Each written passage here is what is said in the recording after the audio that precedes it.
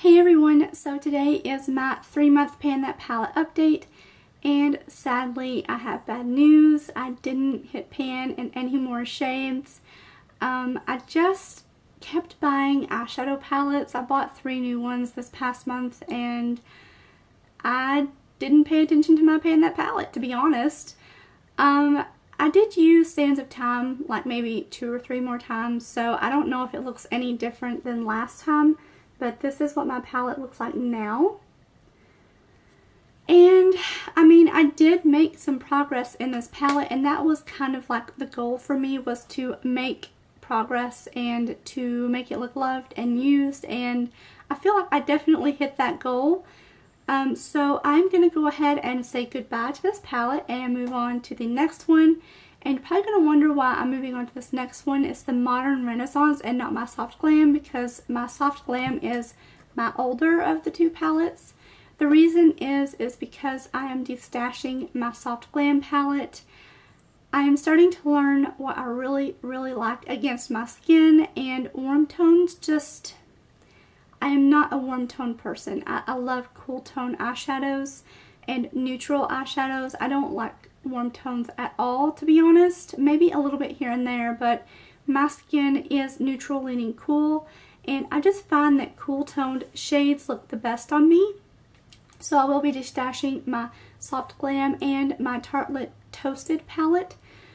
But this is how my Modern Renaissance palette looks right now.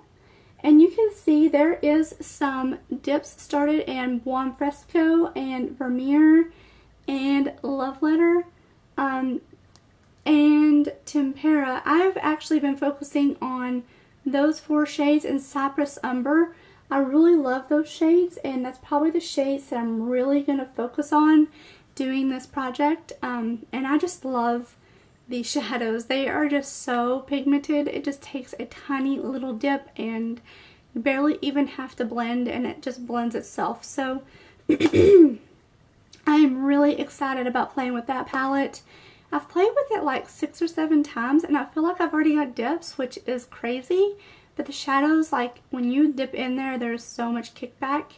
And I've noticed the same thing with my Lorac Pro 3 palette. It has a lot of kickback. And the ones that have the most kickback usually are like the most softest, butteriest, easy blending shadows out there. So, and after I hit pan in my Modern Renaissance palette, like on a few shades, I am going to go ahead and move on to my trios from Wet n Wild. Now, I told you all that I was waiting on an empty magnetic palette to come to me. It took like, I want to say a month to get to me because it came from China. But this is what it looks like. I got this originally to house my trios from Wet n Wild. Again, I said that I have to get metal strips on the back of them because I put magnetic strips on there. Right now I just have ColourPop shadows in there from my Dream Street palette and Semi Precious palette. But once I get metal strips on my Wet n Wild shadows, I will be going ahead and putting them in here. That way it will be ready for me to focus on those once I hit pan and get some work done in my Modern Renaissance. So, I hope you all enjoyed today's video. I apologize for there not being a ton of progress on my Bold Obsessions palette.